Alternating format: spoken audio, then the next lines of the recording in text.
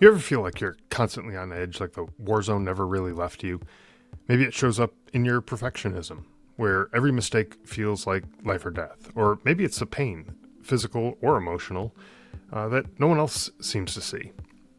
And you want peace, you want control, you want to feel like yourself again, but the chaos inside you just won't quit. This episode could be the fix for that. We're talking with Army veteran Cole Grace, a combat engineer, a bomb tech, and now mental health advocate. Cole opens up about facing IEDs in Iraq and then coming home to fight maybe even a harder battle.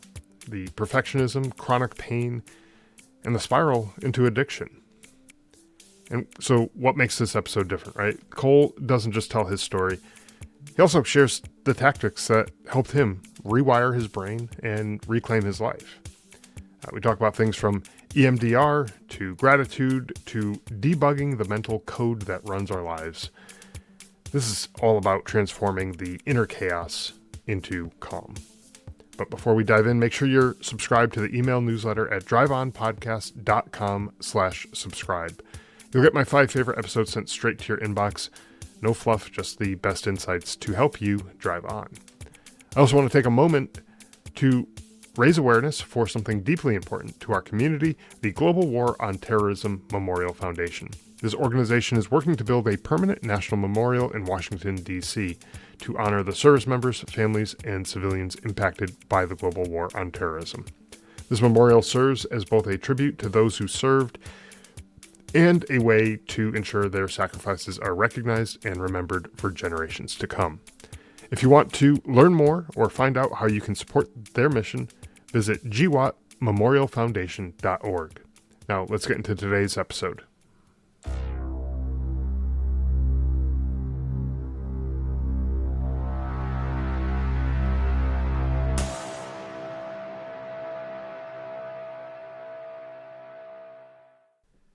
Hey, Cole, welcome to the show. I'm really looking forward to our conversation, getting into your story and learning some of the lessons that you've picked up along the way. But yeah, welcome to the show.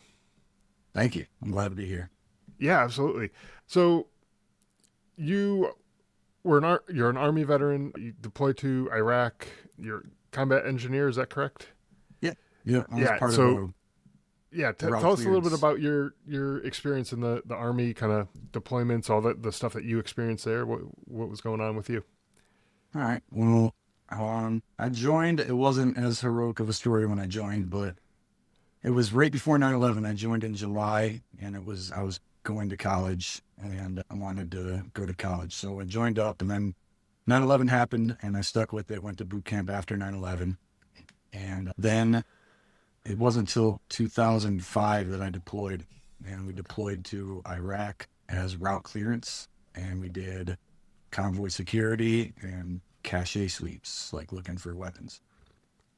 We were stationed in Ramadi, so it was one of the hot spots during that time. And my job was before the robot, so I used to be the demo team. I'd get out of the vehicle after the Buffalo and disarm the IED, and then I would go up, collect the trigger, and then put a C4 charge on it and pull the time fuse and blow up their munitions in place, and just traveling throughout Iraq, going under 5 miles, like 3 miles an hour, looking for bombs, and sometimes getting snipers shooting at you while you're working on a bomb or different things. And you still got to go finish blowing up more bombs after that. So it can be intense. And during that, I learned how to stifle my emotions and still act despite the fear.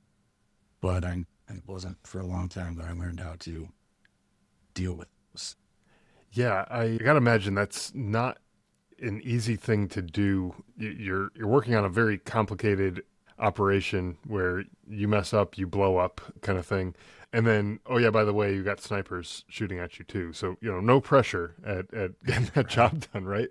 And other people are relying on you too, and so that's a big, really, it's a big deal.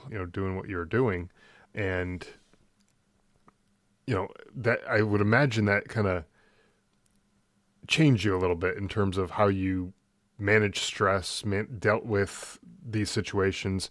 Did you see yourself kind of evolving while you were over there, or was it like maybe not till after you got home that you realized, hey, this is a different Cole than the guy who left? How did that evolve? It's a kind of a weird thing that happens when you get over there at first and into that situation. It's like, what? The first couple weeks, what is this? How am I going to do this for a year? Yeah. It's wild. And then when it starts to become normal, because you have to adapt to it, you do adapt to it, and it just becomes, you become very in tune with your environment, and you notice small detail changes, and, we'll talk about it later, but develop perfectionism. Like, you make a mistake, people die, Yeah. and that becomes a belief that carries on after, but you don't really notice it while you're there. And then maybe when, like, after being back for a while, you start to realize that I'm a lot more intense than I used to be. That I notice things a lot more, and my brain's constantly moving and ready to act, and it doesn't need to. But Right. Yeah, and that's a thing that's common with a lot of folks who come back from a high intensity deployment like the one that you were describing. My younger brother, he was in Iraq in Ramadi in '06, like late okay, '05, early kind of yeah, '06. He was only there for about 6 or 7 months or so, and he was kind of just augmenting some of the troops that were over there. He was in the Vermont National Guard, but he was saying the same thing. Is like, pretty much on a daily basis they were taking fire from somebody or hitting IEDs or something was happening, and yeah, you start to have to just notice things around, and it's, I think it's just a survival instinct that kicks in, because normally on a normal day-to-day basis you can go to the grocery store and not have to worry about stepping on a pressure plate, or having something blow up, or having a sniper you know taking you out in the parking lot, or anything right. like that. Like none of those things are concerns for people in just normal everyday life. Mm-hmm. But then when it becomes your everyday life, which it did in your case, then you kind of just get that turned on. That trigger is turned on in your brain, and that's a hard thing to turn off when you Yeah, learn that's what you a just skill. said. Yeah, you Clicks. learn a skill to keep you alive. Mm-hmm. Why would you ever want to turn that off, right? Right, and it's weird that other people don't feel that way. That's what that disconnect was when I got back. All my people Yeah. that I'm with have that same sense of, urgency, I guess you'd call it. Yeah. And then when you're back home, people are just like, you're just like, why are you not? Because it's not. They don't have to deal with that. But Right. It's almost, from my perspective, anyways, and talking to some other people, it's almost enraging when they're not, aware of things going on. It's like, how could you not be? mhm. Like it's there. You can clearly see it. That could be a dangerous situation. Why are you not paying attention to that? And so when was it that you kind of recognized the effects of what was going on with you? And was it all combat related? Were there other things kind of mixed in? What kind of finally helped you realize that there needed to be something addressed, after experiencing all of this? At first, there was bitterness. There was like a built-in justification because I did what I did. Mm-hmm. That my trauma is worse than anybody else's in my Yeah. head. You know, and so it was easy for me to, yeah, but you didn't do this. You might have. And Right. so for a long time I had that, and it wasn't until I started to, some of my friends went on multiple deployments, and then other people I talked to had like sexual trauma and some other things, that realized that, and I started to discover that some of the things that I didn't think were that impactful from childhood actually had more impact than some of the combat stuff that you would think would really. So I started to have this. You shouldn't really measure trauma. There's no good measure Yeah. for it. So I developed perfectionism really bad. What we are talking about with making Yeah. a mistake equals death. And that maps back to my childhood. But at first, I would only map things back to war trauma. That's really all I gave credence to. In fact, the first time I went to counseling, the counselor started trying to talk about childhood stuff, and I cussed him out. It was like, it's like, I just got back from disarming bombs in Iraq. My childhood's fine. Yeah. Let's talk about the real thing. But what I realized was that the combat stuff exacerbated a lot of childhood stuff. So, for instance, as a child, I had problems. My parents divorced, and I was disengaged in school, even though I was intelligent. So my stepdad, often told me that I just do the bare minimum, or I, slough off, or don't care to engage. And when when we were in Iraq and our first people died or got killed, it was like I developed this internal critic, this drill sergeant inside of me that was like, no, you make mistakes and you don't pay enough attention. So you need to like do it again, do it with your eyes closed, put it back. I don't care. Like, you're not good enough. You're not good enough. You need to keep doing this. And so I had a lot of responsibility. I was convoy security as well. So I'd be like 1,000 meters out in front of the convoy trying to set up any ambushes or find IEDs. So it's always kind of in the front of the front. And I had to, in that time, it served me. I had to be that sharp. But when I came home, that carried on. And it would be, any deadlines and things that I'm doing. And I'm not mean to other people. I don't freak out on other people. It's internal on me. And so everybody else sees that I'm calm, and they're like, oh, he's calm under pressure. But inside, I'm calm because I've beat myself up so much that I know it's going to be all right. And I've had to really unwind that. Yeah. When you have that inner drill sergeant who's just pounding on you, I think we can all relate in some way, shape, or form, because I think all of us, we are our own worst critics. Like we can pick apart every little thing that we do and tell ourselves why it's not good enough, or it should have been faster or done better, or whatever the thing is that you tell yourself. We all do that. And again, I think that's another survival type instinct that comes in. I'm not a psychologist, so I don't know specifically, but it seems to me anyways, it kind of makes sense that it would be a survival type thing, because, again, why wouldn't you want to do things the best that you can in absolute perfection?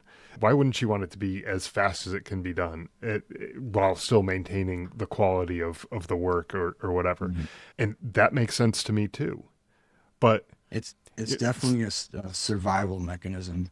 Yeah. It'll kick in, and it serves its purpose. You don't just do it for no reason. Yeah. It serves its purpose in that time, but then we just carry it on, and it goes subconscious, and we never reprogram. We never change the process. Right. And this is something that actually I've struggled with myself as well. This perfectionism and trying to just do everything 100% and all that. And a lot of it was, hey, I don't want guys to die, and like I got to do my job as best as I can in order to make sure that they don't. And my best has to be perfect, otherwise it's not good enough. And like that kind of mindset. And then recently I was thinking about this thing that happened to me in basic training, and I don't know why it popped in my head. It just kind of came to me. We were doing our rifle qualification in basic training, and the day before there was like a practice qualification. It didn't count for anything. It was just you went to the range and you shot, and I hit, out of the 40 targets, I must have hit like 38 of the 40 targets or something like that. Like I was smoking them, and I felt like I couldn't miss. Like I missed like 2 of them, but like I felt like I was just dialed in and everything was great, and I was feeling really good. Then the next day came qualification, and I barely passed. I don't know what the hell happened, but I just barely made it. And I was beating myself up, and it was like, it was visible. Like people could tell I was angry and I was upset at myself. One of the drill sergeants pulled me aside. I was like, I'm screwed, like I'm going to get smoked. I'm going to get, I'm going to get the whole rest of the platoon smoked, whatever. But this is like one of the few times that the rare times that they talked to me like I was an actual person, like, not like a, drill sergeant screaming in your face kind of Yeah. thing. He's like, what's going on? What's the problem? And, I told him the same story I just told you. I was like, day before I did damn near perfect, and today I barely passed. He's like, yeah, but you passed. You did what you needed to do. You came here and you Mhm. passed. While it wasn't perfect, well, yesterday wasn't perfect either, but you passed. So, Right. like, take it as a win and move on. And, Yeah. you'll get a chance to qualify again. You're going to do that, many times throughout your military career, and, try to do better You, next time. you know what you're capable of. Exactly. Yeah. Mhm. And maybe there's something I need to work on, and maybe it's the pressure. Maybe it was the pressure of the qualification. Yeah. Maybe it was something like that. Just screwed me up in my head. But like that message of, hey, take it as a win. You passed. Like, you're good. Like, don't worry about it. It's not perfect, but so what? It doesn't need to be. That's what I write about in the book is progress, not perfection. Yeah. If you're making progress, you're good. There's certain situations like we talked about, maybe in combat, where you might need to be perfect. Okay, Yeah. but that's very far and few between. Right. And you need to be able to give yourself the grace and know that at least you prepared. You didn't just go in there, hungover, trying to shoot your qualification or something. Right. You couldn't do that in boot camp anyways. But Right. Right. you were training and you were doing your best. So if you're putting forth your best effort, and even if you have an off day, my coach, I used to play basketball, shooters keep shooting. Yeah. If you miss, you're a good shooter. It doesn't matter. You might have an off night, but that doesn't mean you stop shooting. Like, Right. Right. they'll go in eventually. You know what you're doing. And Yeah. a lot of times we need to give ourselves that grace that, like, you made a mistake. You didn't maliciously do something. Yeah. So, Yeah, and I mean, even Michael Jordan missed shots, and mhm. lost games, like, Yeah. but he's still like one of the greatest players of all time, and Mhm. so, like, that to me is like, you can take someone who's damn near perfect, and yeah, they're still gonna have an off night. Maybe they weren't feeling 100%, or maybe they, whatever. There are reasons, and it's okay. You just take it, you move on, and maybe there's some lessons to be learned. Take those lessons, learn them, use them, apply them, and kind of move on, right? And always still apply continual learning Hmm. without the meanness, without you Right. can strive to be better, but not be so attached to the outcome. Yeah, without that inner drill sergeant who's Yeah. barking in your face, or in your Mhm. mind, I guess, in this case, and making you feel miserable about everything going on with you. And so now, switching it from kind of mental side, I believe you also had some like physical pain as well after coming back home. How did that all what was the outcome of all that? Like, did you struggle with that? Like, how did you end up kind of working your way through it? That's another tough one because it was unexplained for a while. I got Hmm. back the last 90 days of my tour. We worked with a vehicle it was like a prototype. This massive vehicle that used radiation to try to set off the bombs without anybody having to get out. So it would Oh, wow. spray radiation up the ground and then try to activate the blasting cap or fry the material in the trigger. They didn't have a weapon system on top of it. Navy labs developed it quickly, and they brought it over to our AO, and we're like, you just want to drive this thing down the road? Like nobody's going to blow this up. It looks different than anything we've ever deployed. And Right. so we did rock convoy security as well at the time. And I told you I was in the Rat Pack, people that were out in front of the convoy by like 1,000 meters or a kilometer. So we asked them what the safe distance of or the effective distance of the radiation was. They said it was like 500 meters, and you'd like 300 standoff if it blows up an IED. So that's like 800. So we did the same thing. We're like, all right, well, I can do the same principles. I'll stay 1,000 meters out in front of you, and we'll escort you while you test this thing. And they'd have to shut it off when we went under observation posts because friendly radiation. But the idea was that I'm eyeballing. I don't have a rangefinder. I don't have a Geiger counter. Just kind of looking back like, yeah, we're about to punch out a little more.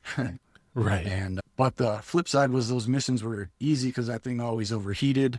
It was too big to go on like dangerous roads. And so I'm 21. I'm at the end of my tour. I'm like, these are cake. These missions are easy, like whatever. But I'm getting radiated and from behind, and I started to have stomach episodes of like stomach pain, nausea, vomiting. And I got home, and it's ulcers because you had a crazy job, and it's likely that you have ulcers. Hmm. And I did have ulcers too. So they're like, it'll go away. The ulcers went away, but I still had the episodes. And so then they were like, well, it's because you drink or, this lifestyle stuff. So I changed some of that. And then they're like, well, it's because you have PTSD. It's all in your head. So, that also helped me start to like get more into doing some counseling. So it wasn't bad, but eventually it continued to happen. I had my gallbladder removed and it was like, had really bad scar tissue, but I've never had gallstones and other anomalies and kind of weird things. And in 2021, they finally were like, all right, you're 100% permanent and total. And so dealing with that is a lot of anxiety about going places, feeling like a burden because it can happen out of nowhere. I'm like, oh, gotta go. Um, having to go to the hospital and you needing pain medicine at times. And then, being denied pain medicine by the hospital because the opioid crisis started and they're like, yeah, we don't give it out anymore. So they Right. try to Right. like put me to sleep with like Benadryl and Xanax and different stuff. And now I'm just a zombie and still in pain. So, Yeah, yeah. that's it's kind of ridiculous. I mean, totally understand the opioid crisis because I think they were overprescribed in some cases, and that it wasn't very helpful Mm-hmm. in many cases. But there are maybe some more extreme cases where they are useful and Yeah. they they should be used. Cases like this where that's kind of, I mean, you're not going to pop an Advil and be fine, or a Right. Motrin or something, like that's, and eventually that's going to start hurting your stomach and other organs too if you're taking too much of that. So that's not the best idea either. But, eventually, like, you need to do something to manage the Right. pain. You're probably having sleep issues. You're probably having, other issues because you're just not able to manage the pain.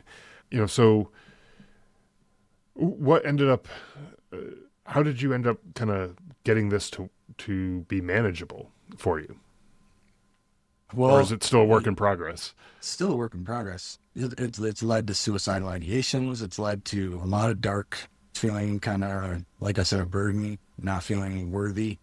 Mm. So I've had to do a lot of acceptance work on, not internalizing. Maybe if a doctor says it's in your head, and then I'm like, oh, why can't I figure this out? Or I know what happened. I know that this is something that I'll likely have to deal with.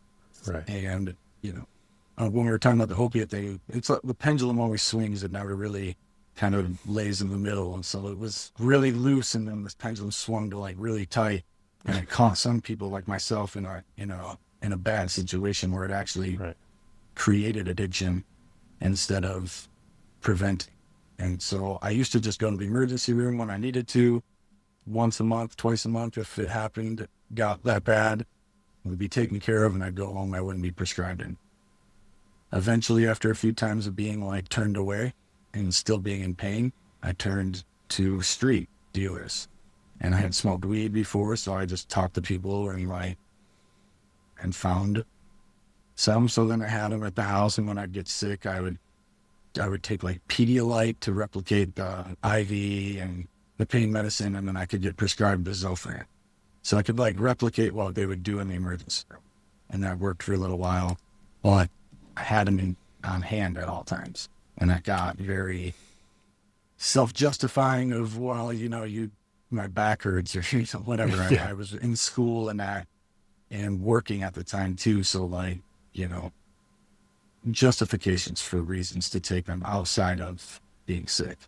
Mhm. And then physical addiction sets in. And this whole time I'm working for the government now, and I'm a project manager, a pretty high level. I got to GS 13 step 5, which is like a It's a high-ranking officer, like a major, I believe, equivalent. But I was still able to function and get awards, get promoted, and go do all this stuff. So it's an easy to justification that it's not a problem. I'm paying my Right. bills. There's no problem. I legitimately have a reason to take them, and then sometimes I take them when I don't need them. But and then you're addicted physically, and you can't not take them. And so for a long time, I was just taking enough to maintain not being sick, but I couldn't quit. So I ended up checking myself into rehab for 9 days during that time. Okay.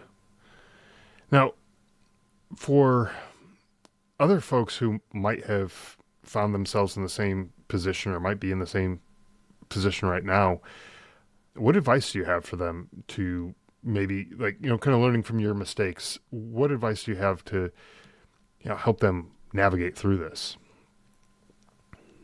Chronic pain is difficult because it, like, send a message with your sleep, your mental health. And when you have physical pain and mental health, mental pain, you're very susceptible to addiction because opiates numb both of us. And it would make it, easier for me to kind of focus on school and do things that I needed to do. But it's a trap. It's like a smoke and mirrors. It quickly goes from being, wow, this is providing relief, to this is a ball and chain that I can't stop. And so I think the mind-body connection, I didn't ever really understand how strong that was. And even with physical problems, having a stronger mental health, working on some of these things to reprogram your gratitude and your mindsets and your beliefs and things like that will calm your nervous system, and your body will release different chemicals, and you'll actually start to possibly have relief from some of the discomfort and maybe the frequency. I'm not saying it's going to fix it, but it can make it to where it's more tolerant. And yeah, and maybe not the same intensity that it might have been before too. Yeah, and the medication, whether it's an opioid or some other medication, doesn't address the root cause of the problem, right? It covers up the symptoms of the problem to make it manageable and tolerable. And the way I look at that type of medication is, like, you're in pain, you're at a 7, 8, 9, 10 on the pain scale, on the higher end of that scale, and it's constant in many cases, and that's no way to live. So okay, we need to bring it back down on that scale, down to like the twos and ones, and like that area, maybe even zero, but so that way then we can, all right, at least you're not in pain, but now we can look at it and try to figure out what the root cause is and then address that root cause. Maybe there's a surgery that's needed, or maybe there's some other intervention that's needed to, remove that root cause problem and fix it, fix it once and for all, if possible. And then you won't need that medication going forward. It's not like the medication doesn't fix the problem.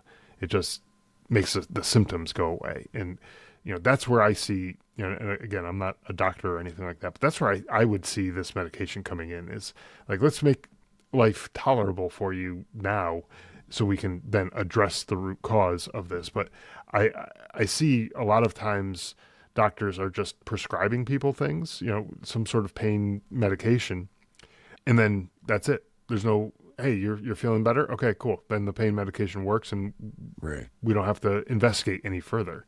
But that's only like the first step in my mind. Is Band-Aids on bullet holes, right? Yeah, exactly. Like, yeah, sure, maybe it'll help for a few seconds, but that's not going to be a long-term solution. The approach that you just described is definitely key, and I don't try to tell people not to take medicine. Yeah. In fact, you should, so that you can be in a comfortable place. But when you're in that comfortable place, don't just say, okay, now I'm comfortable. Right. Now you have to do the work to figure out the root cause. And that's right. Try to make it to where you don't have to take the medicine as much, or, just, like I said, progress. Try to make progress. Yeah. And Now, I believe you also spent some time trying different modalities for healing and things like that. But what are some of the other things that you tried, and what were some of the practices or tools that made the biggest impact on your situation? I've tried like a lot of different cognitive behavioral therapies, cranial sacral therapy, which is somewhat like Reiki. I've done Okay. like the brain scan thing where they forget what it's called, and you have the brain thing on and you're watching a video and it had you focus on bringing your brain out of fight or flight. It Okay. was pretty interesting. And then EMDR, I really liked Mhm. EMDR. So what I found was that it was weird at first because it's a lot of like reprogramming. It has to do with like reimagining things in a different way and actually feeling. And it was a tough concept for me because I'm like, that didn't really happen. So what are we doing? Why am I pretending like this happened? But if you think about it, it's a cool brain hack and it's something I use in a lot of different ways. Is your brain likes to prove itself right. So if you have a belief, if you have like a thought, and if even if it's a bad one or a positive one, your brain is going to look for confirmation of that belief. So if it's like I have bad luck, your brain's constantly scanning to be like, see, you Yeah. got bad luck. So if you've ever watched like somebody get hurt in sports on TV or thought of something really gross and had like an actual reaction to it, you get goosebumps when you see somebody roll their ankle or something. That didn't really happen, but you can imagine so viscerally what that feels like that you have the actual Right. reaction. You can do that in positive too. So you can think of something so viscerally, so positively, and imagine it happen that your body will be tricked. It'll be tricked into believing that it actually happened or that it will happen. And so with positive affirmations, with gratitude practice, with writing like a mission statement and goals, those are ways that I combat these and reprogram these negative beliefs. So if I find myself in negative self-talk, I look deeper. What's the belief that lies on, why am I saying this? Gotcha. Okay, maybe I believe that if I make a mistake, someone's going to die. Okay, so now I have to reprogram that into like a positive affirmation that, and remind myself that that's not true, Hmm. that I'm safe, and then maybe that you don't feel worthy because when you're young too, you develop these beliefs and your brain isn't fully developed to have like the thought process that you do now. And then, Right. then it becomes a subconscious belief. If you were to think about that again today, you could easily be like, that's not true. You know what I mean? That's my dad's problems. That have nothing to do with me. But Right. it's subconscious and it lies under there that like I'm not lovable because my dad left me when I was young. Hmm. And so that can come out in different ways in relationships. And then when I find that in either negative self-talk or triggers, when I get really upset about something, there's something underlying in the subconscious. And then I'll Right. try to reprogram those with the positive affirmations, gratitude, and the writing a mission statement to have different purposes to know how I want to show up for this. Yeah, it's interesting how the brain works, It's and crazy. it's just uh, just a fascinating part of our body that I think we're only just scratching the surface of our understanding of what goes on in our brain. There's a lot that goes on, and then the reprogramming of your brain. I think programming is a really good word to use because it's almost like a computer program where like one line of code that's wrong could throw off the whole thing and just throw Yeah. you all out of balance, right? And then you get those positive things. That's someone going in and correcting some of those mistakes and um, getting that to become your go-to, your norm, your baseline is thinking of the positive, the good things instead of the negative things, because you're right. The more you think negatively, the more negative you'll find. Yeah, the And law of attraction it happens. And yeah, it's a weird thing between your brain like looking for that because you believe it and you have this negative belief and like the attraction of like kind of the energy you're putting up. If Hmm. you go into a situation believing that people don't like you, you're going to treat them as if they already don't like you, Hmm. and they're probably not going to like you, you know? Right. Yeah. And then you get that confirmation that, Yeah. well, yeah, look, see, they didn't like me. And so Mhm. I just must be unlovable, unlikable, whatever. I can't be anybody's friend. I can't be, Yeah. romantically involved with anybody. I'm just not good enough Yeah. for anybody because that's the mindset that you end up developing because you're trying to confirm this one time and then it builds on Yeah. itself. It And does. and So you're I think you're right. instead of trying to internalize those things, it's when you come across them, you got to debug the code. You got to go Yeah. figure out what is there, and don't get too upset and you beat yourself up. Go back and figure out where that lies, and like you said, debug that code. Yeah, exactly. And it's a kind of a interesting way to think of it. I don't know that I've ever really thought of it that way before, just now, the debugging the code, like you said. But as someone who I've done coding in my kind of previous careers, and yeah, it can be really frustrating when there's a bug in your code and you just don't know where it is and you're trying to figure it out. And you're just screwing around with a whole bunch of stuff trying to make things work, and sometimes you make it worse because Yeah. you're not doing the right thing, but sometimes you make it better and you find that thing. And when you do, this is my experience anyways, but when and this is not figurative, like we're talking about the brain or anything. This is literal code that I'm talking about. But when I Mhm. literally found the bug in the code and I fixed it, it felt great to be Yeah. able to. I finally found it and I fixed it.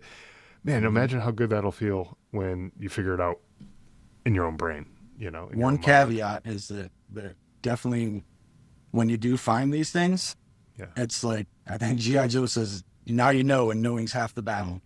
So Yeah. you got half the battle done because now you know, but you have to now you have the reprogramming part is a little harder than just like retyping the code. The That's right. reprogramming part is the repetition of those positive affirmations, and it's not going to happen immediately just because you uncovered it. But you're halfway there, and you're so much closer than you were before when you start trying to find these things instead of doing the loop, like you said, and doing like, see, I do have bad luck, and going down the spiral. Right. Exactly. I want to talk a little bit about your book for a minute here. Talks about focusing that on the internal growth and transforming your life through a lot of the stuff that we're talking about today. But tell us a little bit more about the book. I know you mentioned it a little bit earlier, but a little bit more about the book. What readers can expect from the book. All right. Well, the name of it's Internal is Greater Than External, Calming the Chaos Within. And the idea is it's tactics and techniques, behaviors of how to, I'll say, inventory your subconscious, like we were talking about, for Hmm. fears, negative beliefs, negative mindsets, attitudes, expectations, and things that you actually have control over. And you're going to find these things, and we're going to reprogram them with positive affirmations, writing a personal mission statement, gratitude practice, repentance and forgiveness to get rid of like some of the guilt and shame with ourselves, and really learning how to love ourselves again and be nicer to ourselves and have an internal fortitude that where when your external world changes, you're still um, you're still okay. A lot of times one of the things I did when I moved here, I moved to Costa Rica. Told you I was a GS-13. I was making six figures, then I'm at pretty high status in my job. I had a lot of external things that I accomplished and still felt hollow and still had the problems inside. And it provided temporary happiness, temporary, woohoo, I accomplished my goal. I made it to Costa Rica. And then 2 weeks in, I'm feeling even worse because now I'm depressed in paradise. So I have to Yeah. focus inward on why am I depressed instead of trying to fix the depression with changing the external world. Yeah. On paper, it would seem like you got it all. You Right. had the good job. You're living in paradise. You're doing all the things that seemingly would be like, hey, man, why wouldn't this guy be happy? But Yet the thought of taking my life had crossed my mind. yeah, So, yeah. And that's the reality of this internal struggle that's going on in the mind, is that even though everything seemingly is going great, you might have great job, great family life, great, you're living in the your paradise. Costa Rica might mhm. not be everybody's paradise, but wherever it is that is your paradise, that might be there. You have all the material things that you want. Everything, it seems to be going great for you, but inside you're killing yourself literally, because Yeah. you're just battling these demons that are in your head. That it's a tough battle, because they know how to really, they know you the best, and they know how to really dig into you and You, you know make it yourself the suck. best. Yeah, You just reminded me of something I wanted to say sure. about the battle with ourselves. As soldiers, we're trained to eliminate the threat Hmm. and we're trained to fight with violence. And this is not the same fight. You're fighting with yourself.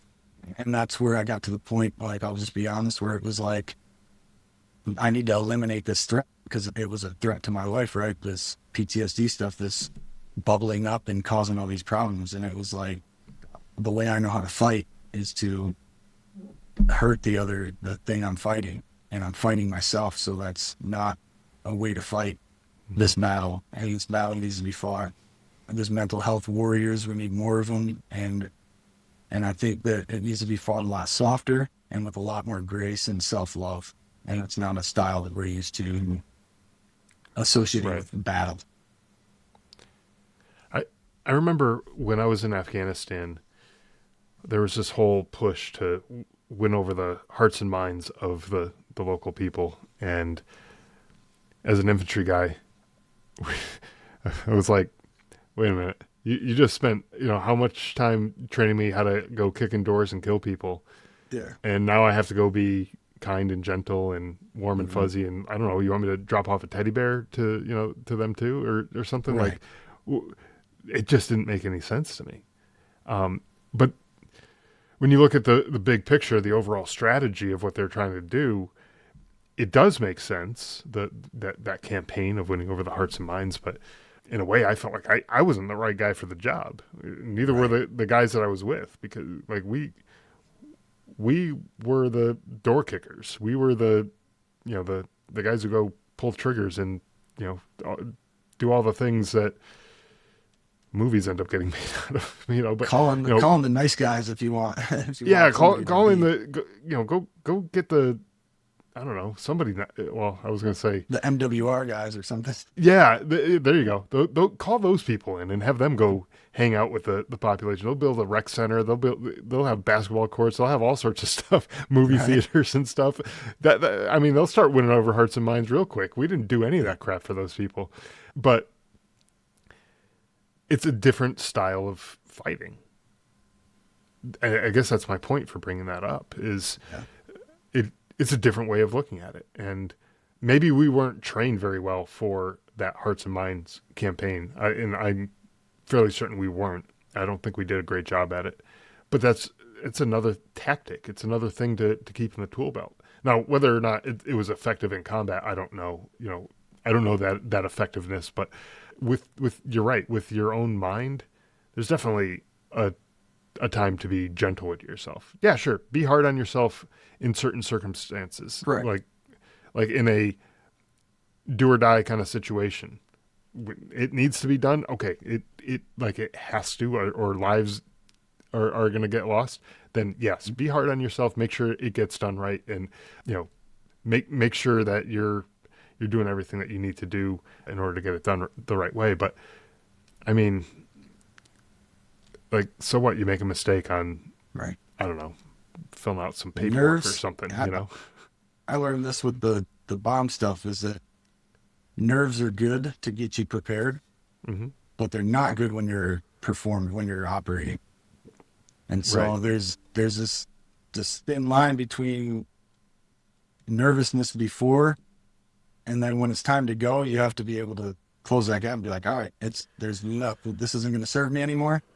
I've prepared as much as I can prepare, and now it's time to go. Because if I'm sitting here thinking about all the things that I might mess up, Yeah. like the example with you shooting, when you shot with no pressure, you did great. And when the next Right. day, when you're thinking about everything that can go wrong with all that pressure, you were hindered a little bit. And Hmm. so if you can have that pressure all the way up until it's time to go, and then take a moment to make yourself aware and conscious, like, okay, I'm good. I'm confident that I've done the best that I can do, and I'm gonna perform now. Yeah. 100%. Just a different way of fighting. I think, for anyone who's listening who feels stuck, like they're just spinning their wheels and not really getting anywhere, despite the fact that they feel like they're trying. Maybe it's addiction, maybe it's PTSD issues, anger, just feeling, I don't know, lost in the world. I think this is the way to go is to, like, if you've been hard on yourself and you're beating yourself up all the time, well, that clearly isn't working. Let's try something else, because I think Yeah. that the definition of insanity is doing the same thing over and over again and expecting a different result. Yeah. And it just doesn't work that way. And so, like, yeah, try something different. Like, yeah, you've been hard on yourself this whole time, and that you've gotten real good at being hard on yourself. You flex that muscle enough, you're gonna get good at it. But let's try flexing some other muscle, and try the kinder, gentler approach. And I know for all us infantry guys, and any service members, they're gonna be like, oh man, the softer side of things, come on, Yeah. whatever, man. I But know. seriously, like, and come on, like, you've been there, I've been there, Hmm. where we had that same thought. But That namby-pamby bullshit. I don't want. yeah, like, I don't want to deal with that shit. Like, come Yeah. on. But I mean, the other stuff wasn't working. I'm telling you, the ego is the one that drives that. This voice in your head that's like, this is weak. But that's why the first chapter in my book is humility. And Yeah. so learning to accept that actually you can still retain all of your masculinity, and work on your mental health and do some of the softer stuff. Right. And I think actually it increases the It masculinity does. Yeah. by being able to do that, because You're in when control. you're in control. When you're angry all the time and you're flipping out and you're out of control and you're, God forbid, you're throwing things, or hurting people, or things like that, and Mhm. your anger is just way out of control. You might feel like you're a big, strong, masculine man, but you're really not. You're weak in other areas. Yeah, sure, physical. You might be physically strong, but you might be weak in some other areas that you need to work on those. And yeah, sure, the the monster can come outside of you when and be unleashed when it's necessary. You're Right. getting attacked, you're getting robbed or mugged, or Mhm. you're having an issue. Man, unleash the beast and let that Yeah. out and let it fly. No problem, 100%. But you're having an argument with your spouse, or your kids, or something like that, Mhm. keep that shit inside. Like, you don't need to unleash that beast. That's no, there is no need for that in those kind of situations. And When when you find that's yourself like, I'm sorry. yeah. No, I was just gonna say that's being masculine right there, is being able Yeah. to control it. So 100%. yeah. Yeah. When you find yourself with those triggers where you're getting overly upset about something, there's always a stimulus. So it's Hmm. not like you're just flying off the handle for no reason, Right. but the level of kind of response that you're giving to the stimulus is out of alignment, out of proportion, disproportionate. That's where you can look inward for what negative belief, what is causing this reaction, and try to reprogram it. Because, like you were saying, masculinity, I don't know, I used to be thrown off quickly. I had quick trigger, and you Hmm. could, but you're getting me out of my alignment, and you're in control of my emotions instead of me being in control of them. And that's not a good place to be. Right. Yeah, and you're out of control, literally, Mhm. in that situation, because somebody else is pulling the strings and Yeah, somebody who making doesn't you, even know me can say something stupid, and I'm yeah, gone. right. Yeah. And they're living rent free in your head, and they're able to control what your reaction is in, in one way, shape, or form. And that's not the place to be. Look, I don't pretend to have it all figured out, and I don't think you do either. Based on this conversation, none of us have it. We're not experts or have figured out everything in life. And I think that's okay. Like, this is all part of a process. We're going to learn new things as we go and get better. If I get, a little bit better today than I was yesterday, great. A little bit better tomorrow, great. And then just continue trying to work on things.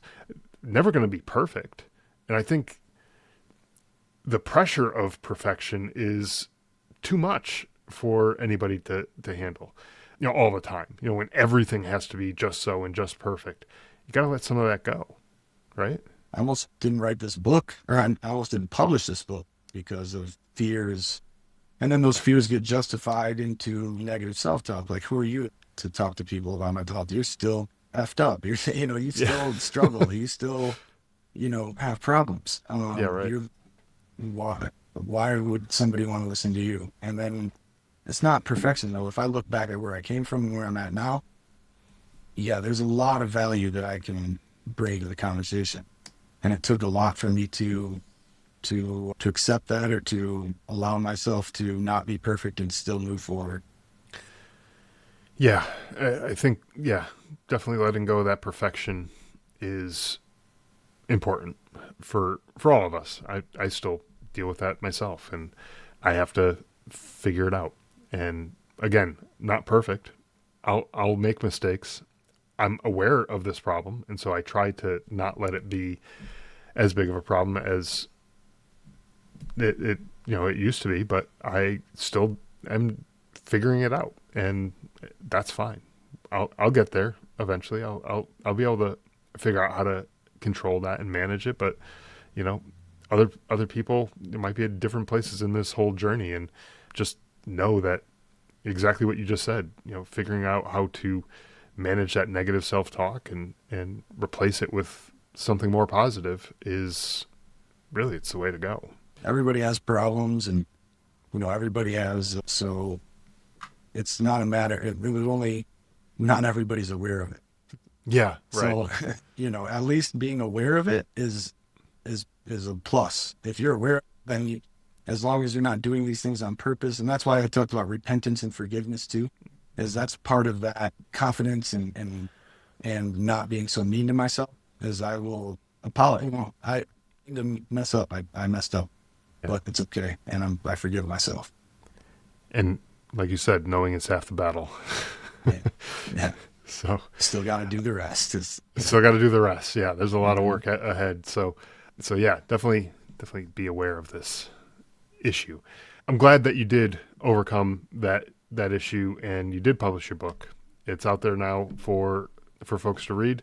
For the listeners who maybe want to get a copy of your book, where can they find it, and where can they go if they want to learn more about kind of your work and what you do? Well, the book's called Internal is Greater Than External, or Internal with the greater than sign, external, calming the chaos within. But if you just search Cole Grace, ColeGrace, on Amazon, the book will come up. Excellent. And then I have a YouTube channel, which is at cgrace21. And I've been doing videos about the different chapters in the books and some of the different mental health concepts. And just recently I started doing a kind of book tour, a podcast book tour. So I have some podcasts lined up in the next couple months. And I'm just kind of talking about on different podcasts that align with the message. And yeah, trying to spread the word, man, that it's important It is. for men, for soldiers, and to understand that this stuff is an important piece, to have a piece. That's a good way to put it. The link to the book and your YouTube channel, I'll put those in the show notes. Cole, I really do appreciate you coming on the show, and I thank you for opening up and sharing your experiences, the things that you went through, and how you're working on them and dealing with them. I think and your dedication to helping other folks find their way out of this darkness is definitely something that is commendable. So thank you so much for all of that and for coming on the show.